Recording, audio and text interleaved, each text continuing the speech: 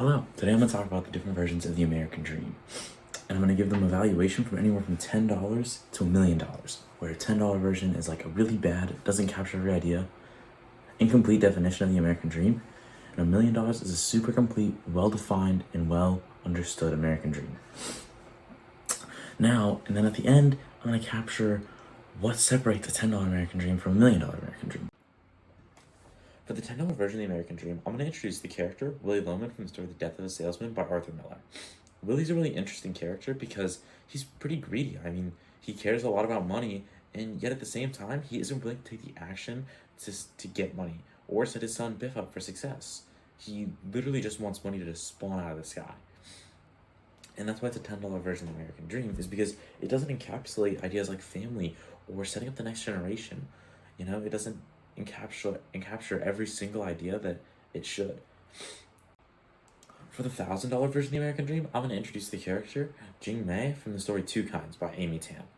Now, Jing Mei is a unmotivated, uncaring person who, regardless of the fact that her mother had given her countless opportunities to become successful and great at something, she just never really took them. And that's why this evaluation is so low, is because while her mother did give her all these opportunities that are crucial for success in a kid, Jing Mei never really took them. She was okay being average, and while a lot of people are going to end up being average, that's just not an embracement of the American Dream, is to accept it being average. You need to push to be better and smarter and ensure that your kids can live the greatest life possible.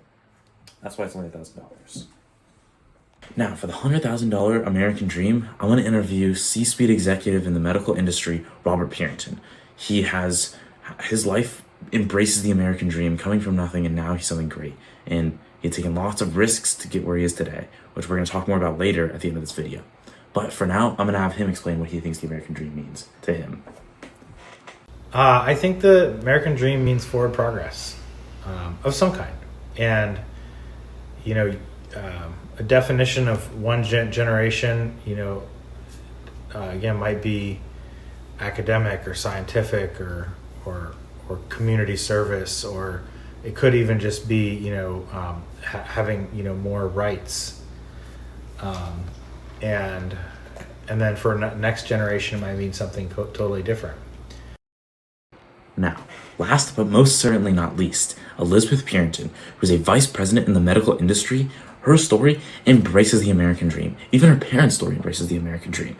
So I'm going to have her explain what it means to her, as she has said. I think for me, the American Dream is being able to do something that you enjoy doing and being successful, while at the same time setting up the next generation.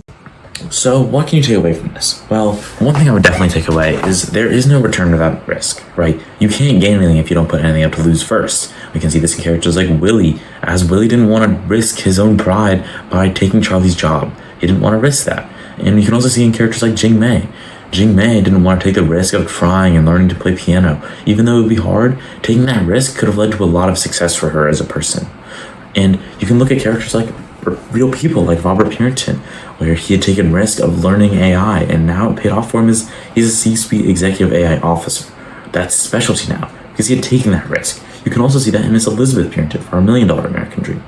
She had jumped out, she had left the family business. She'd went to college. That was unheard of, right? You would always stick with your family business if you had one, but she didn't.